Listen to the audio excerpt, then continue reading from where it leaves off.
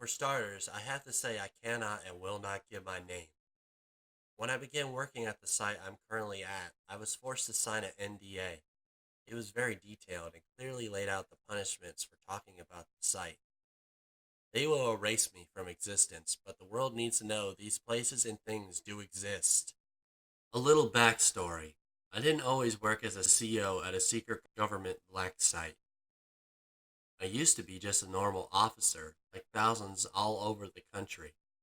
That was until one day. I used to work at one of the largest prisons on the East Coast, and one afternoon we had a particularly violent riot on C tier. Several inmates and a few officers died in the riot. After we regained control of the tier and were finished cleaning up the blood and bodies, a major from over in our administration wing came down to talk to me. He said he was watching the CCTV footage of the riot and was very impressed with how calm and collected I appeared to be during the whole incident. I thanked him and assumed our conversation was over and went to leave. Right then he grabbed my arm and said, Wait, I have a job opportunity for someone like you. naturally I was curious, so I agreed to the promotion he was offering me. I was instructed to report to an address and to tell no one. Don't speak about my new assignment. As far as anyone is to know, I've been relocated to HR in an offsite location as a result of PTSD from the night of the riot. I do as I'm told and report to the address given to me in my new uniform. The uniform, by the way, is very nondescript. It's meant to blend in with civilian clothing and not raise any unwanted attention to us. I show up at the location, which looks like a large abandoned warehouse at the end of an old country road. My first thought is, this can't be right. But then someone in the same uniform as me shows up out of nowhere. I never saw where they came from, and personally, I'd swear on a stack of Bibles that they just appeared out of thin air. But anyway, this large guy walks up to my truck and checks my ID and instructs me to drive up to the building and turn my lights off and follow the arrows. Now, it's like 9 o'clock at night and very dark out, so I initially want to question this man about turning my lights off and how am I supposed to follow anything in near complete darkness. But before I can, he disappears again. Rather than argue with thin air, I proceed forward, and just before I get to the building, I turn off my headlights. Just as soon as I do, a large red arrow suddenly flashes up in front of me. I swear I must be going crazy. The arrow was not there a second ago, and that I am sure of. I follow the arrow to the corner of the warehouse looking building and see a square illuminated on the ground and another arrow pointing at it. I guess I'm supposed to park here. I stop my truck and kill the engine. I grab my lunchbox, and just as I'm about to open the door and get out, the square under my truck gets brighter, to the point where I cannot see anything past my hood anymore. As soon as it started, it quit, and darkness took over once more. Freaking out and trying to will my eyesight to readjust to the darkness, I look around. This is definitely not the same spot I'd stopped my truck. All of a sudden, there was other vehicles all around mine, just like a normal parking lot. There was a sign in front of my truck with a set of numbers on it. 924. I willed myself to memorize these three numbers so I could re-find my truck if things kept up this weird trend. As soon as I stepped foot out of my truck, two more men came from the far side of this magical parking lot to greet me. Nervous and very confused, I tried to extend my hand and introduce myself. As soon as I did, the man on the right shouted at me, No names! It's too dangerous here for names. I'm 794 and he's 551. "What do you mean by it's too dangerous here for names? What the hell did I get myself into?" But before I get too far into my internal monologue, 794 grabs me and says, 387's gonna wanna meet you. "Great, more freaking numbers to remember on top of my parking space." The two guys lead me into a large plush office where a woman was sitting behind a desk and appeared to be waiting for me. She stood up at my entrance and shook my hand and said she was 387. She said she was in charge of the site and any questions or concerns I should have to bring them to her. I thanked her and said I would. I then asked, why does everyone use numbers instead of names here? She informed me that the kind of roommates that were housed at this site are so dangerous that if they get any piece of personal information about you, it could be the end of you, your family, your whole gene pool. This woman's screwing with me, I thought. Play a joke on the new guy. I started laughing at this, but then I quickly realized that 387-551 and 794 weren't laughing at all and actually looked kind of pissed that I was. So I quickly bit my tongue and shut up. 387 then went on to explain that the site is a government black site and doesn't exist as far as anyone is concerned, and that I may never ever talk about it. She tells me my new identity is 924 and sends me out with 794 as my FTO. 794 leads me out to what he calls East Block. He walks me into the officer's station and shows me some of the pod controls, the emergency equipment, the radios. All pretty routine stuff if I'm being perfectly honest. But that's when I noticed the pod control panel doesn't have any control switches to open or shut any of the cell doors.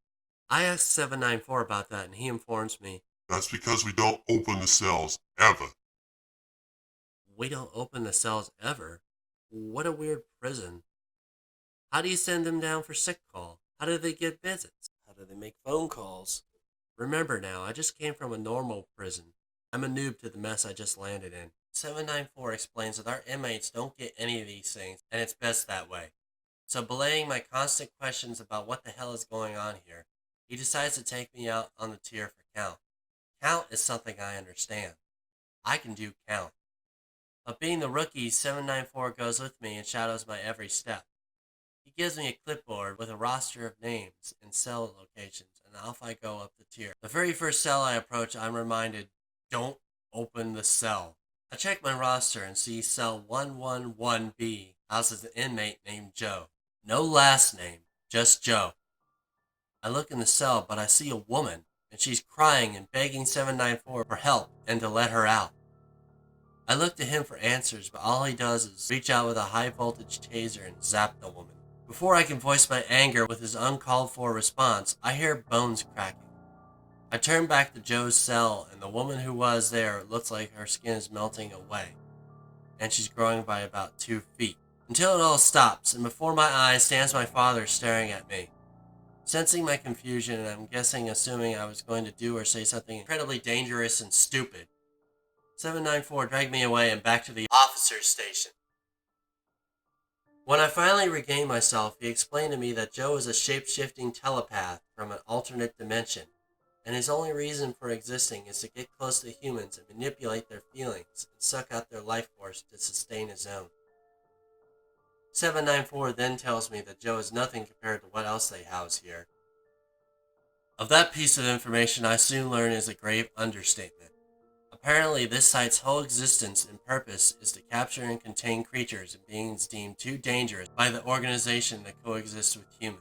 These beings come here through wormholes, and apparently most can blend seamlessly with humanity and cause little disruption in day-to-day life. But there are the select few that live for chaos and discord. And it's our job to minimize them and keep them hidden. Humanity can never know is the motto posted everywhere in the facility. Honestly, after years of seeing it every time I turn a corner or enter a room, I'm sick and tired of it. Personally, I believe in the Freedom of Information Act, and the public needs to know about these kinds of places. And yes, I said places. There's a lot of them out there. But the reason I write this is not so much to blow the lid off my employer and expose the world to the secrets of the few black sites. No. I'm here because a few days ago we had a containment anomaly. One of our more vicious and dangerous prisoners escaped, and frankly we can't find him. Not for a lack of trying, but this one has a list of skills and abilities that make him very difficult to track. We call him Father only because all the other inmates seem to worship him. We had to keep him in a wing all by himself because every time he was housed near others, they would get more violent and agitated and dangerous to deal with. So the organization built a whole wing just for him. But the day we were scheduled to move Father, something went wrong. We had a power surge and lost a few control panels, which normally isn't too big a deal because we have fast boot backup generators that get us back online quickly. But for some reason this day, the generators didn't come up like they're supposed to, and the panels stayed down for too long and a few containment cells opened by mistake. We managed to recapture all the escapees with minimal damage, that is all but Father. According to officers on his tier and CCTV tapes, as soon as his door opened, he just vanished. And that's particularly discomforting because invisibility isn't even on his list of known abilities.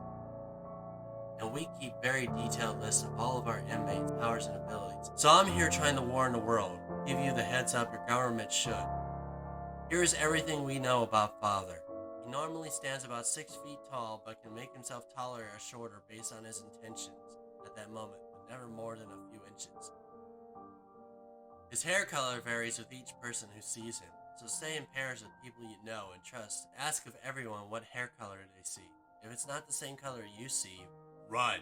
He has abilities we know of to read minds, teleport, adjust his appearance to be the most attractive version of himself to whoever looks at him, will draw people to him with his charm and charisma. Oh, and let's not forget we now know he can become invisible. From what we know about Father, he came from Earth from another parallel dimension that he destroyed and intends to do the same here. He begins by gaining a following, then moving into seats of power and control before attempting to become a world leader of some sort with the ability to control whole governments and military personnel. He then tries to start wars of massive scale and uses weapons of mass destruction to decimate whole planets before moving on to his next victim. If you or anyone you know happens to spot someone fitting this description, do not under any circumstances approach. Run away. Get to a safe location and call the authorities. We are working with all local, state, and federal entities, and they will know how to contact us and what to do next. I'm just hoping this message gets out there before Father has too much time to gain a following and gets into a seat of power. Stay safe, people. Stay safe.